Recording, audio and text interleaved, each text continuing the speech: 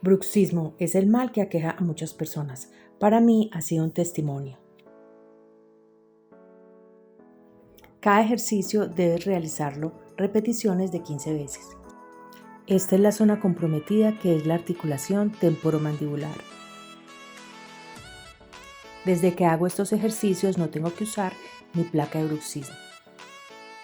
Realiza en esta zona diariamente muchos masajes de manera ascendente. Podemos gastar y quebrar nuestros dientes, sentir dolor de cabeza, dolor de oído y mucha sensación de presión en toda esta zona de la mandíbula. Con tus labios sostén el lápiz por 1 o 2 minutos. Ahora, con el lápiz realiza movimientos verticales y horizontales. Al principio sentirás dolor y no tendrás tanta habilidad. No pueden faltar los masajes con los dedos caminadores. Esta es una rutina de hábito y disciplina, para así sentir la mejoría. Ahora vamos a tirar besitos al aire.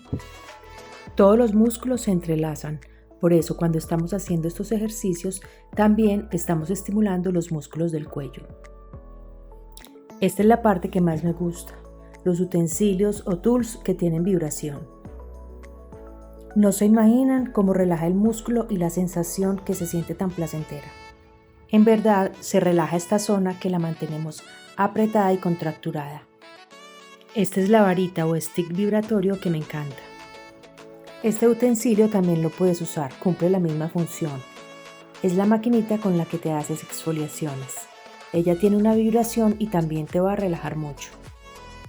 Ahora la apertura de mi boca es normal, que no la tenía antes para ir al odontólogo.